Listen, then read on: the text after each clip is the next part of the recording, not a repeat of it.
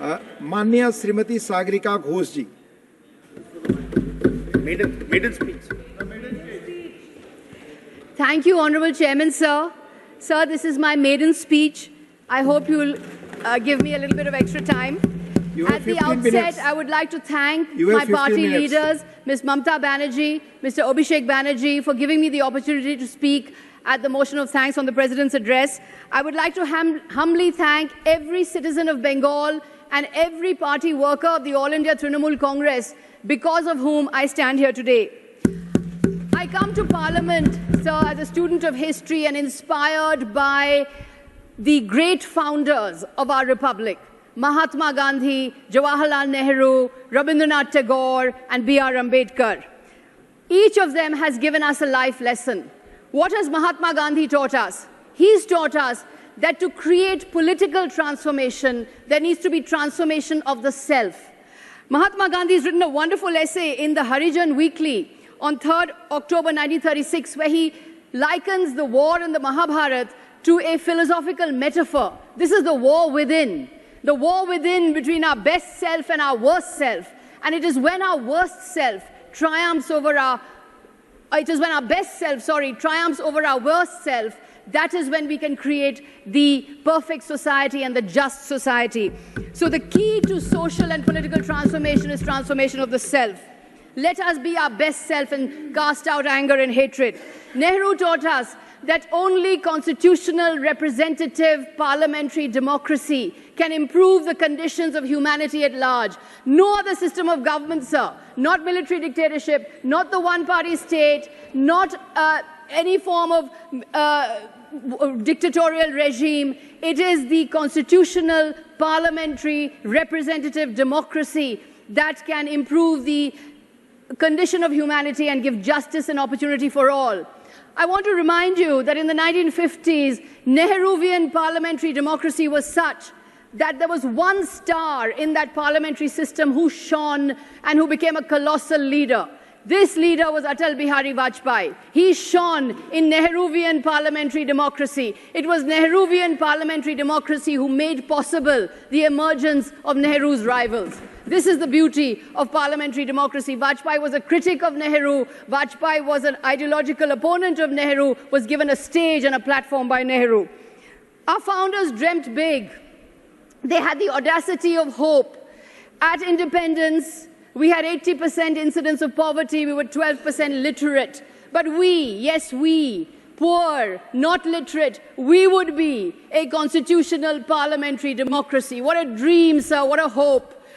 Our founders taught us that for this end, we need to inculcate the virtue of reason and rationality. When leaders propagate irrationality, when they propagate magical thinking, when they propagate superstition, when they claim to be non-biological beings, they put citizens back to a place where citizens are not able to think, not able to reason. We recall the words of Rabindranath Tagore, "Let my country be one where the clear stream of reason has not lost its way in the dreary desert sands of dead habit."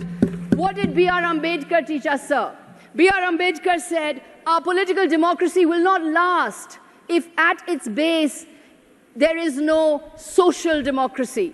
We cannot have political democracy without social democracy, without liberty, without equality, without fraternity in society. We will not be able to sustain our political democracy. Sir, I've been a journalist for 30 years, crisscrossing India, writing reports and writing articles. I was fiercely non-aligned and independent. Today, I'm fiercely aligned.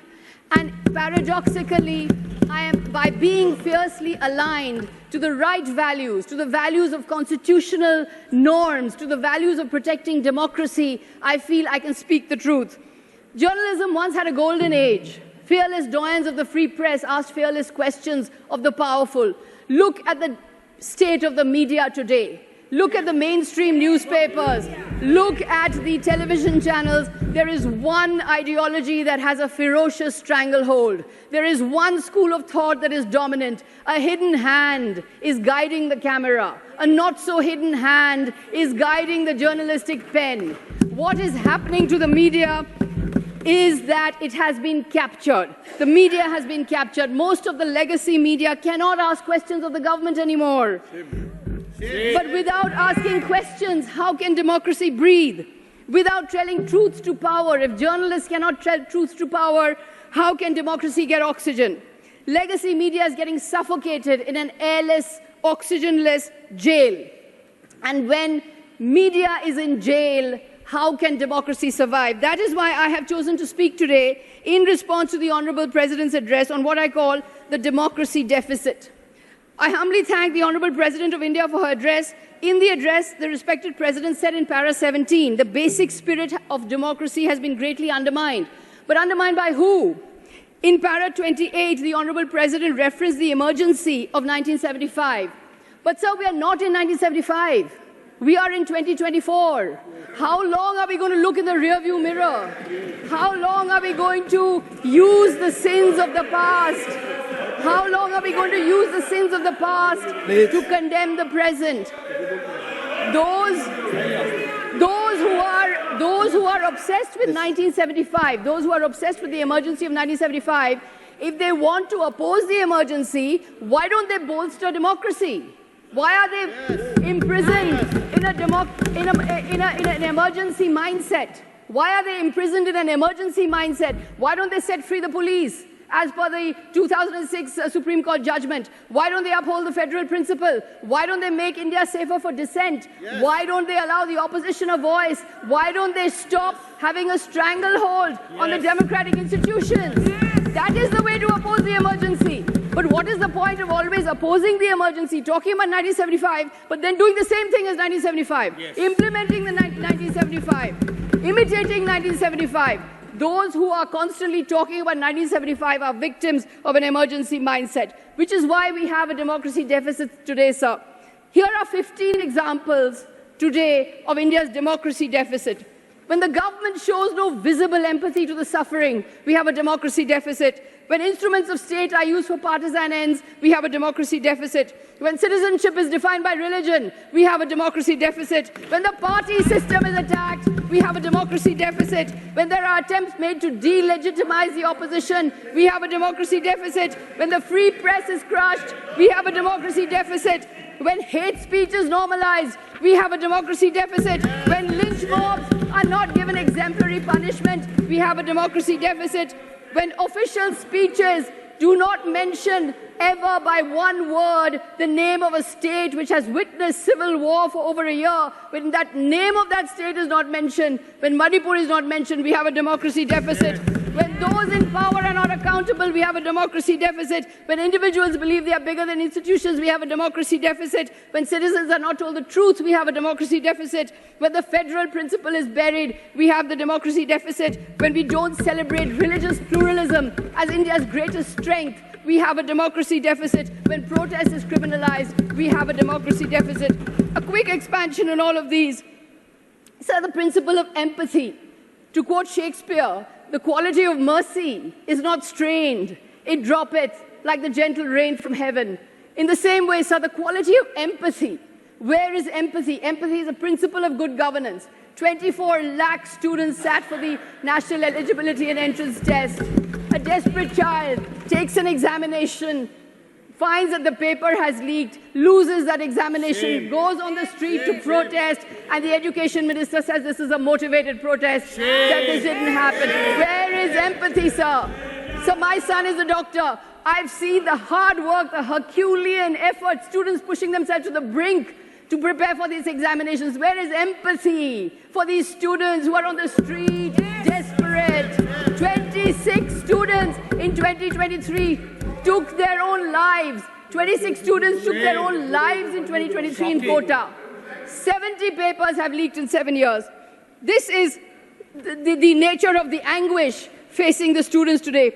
There's a democracy deficit when the instruments of state are used for partisan purposes, when the enforcement agencies become a washing machine, one side always guilty, other side always innocent. The moment you switch sides, you're deemed innocent.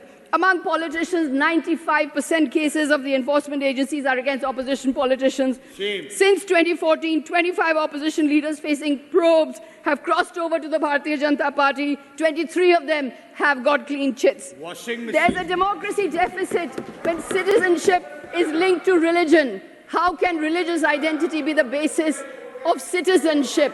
This is a principle our founders would have opposed with all their might. 19 lakh excluded in Assam, sir, majority of them Hindus, 40 lakh still living under the threat of the CAA and the NRC. Lakhs of people worried that an unconstitutional law is taking away their lives, taking away their liberties, taking away their homes, taking away their universe because of an unconstitutional law imposed from above. There's a democracy deficit when the party system is attacked. With allurements and inducements, parties are broken, governments are toppled, administrations are brought down. 9 governments in 9 years. Shame. There's a democracy deficit when attempts are made to delegitimize the opposition.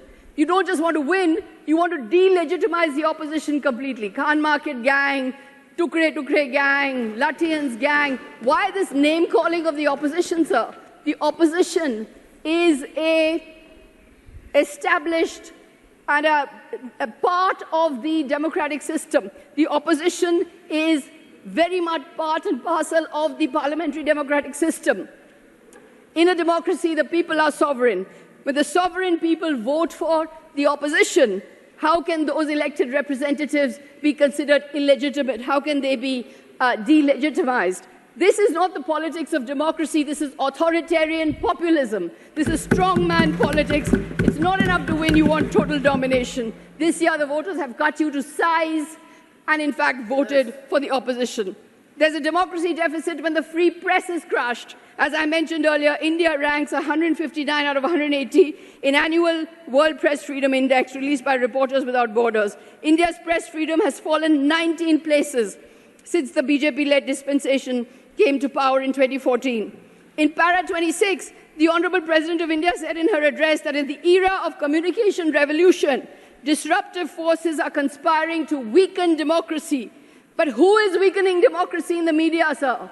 The democracy is being weakened by an overbearing government which is guiding, manipulating, terrorizing, muzzling, threatening journalists. I was shocked to see that journalists are not allowed, accredited senior journalists today are not allowed in the precincts of parliament. This is truly shocking for a parliamentary democracy.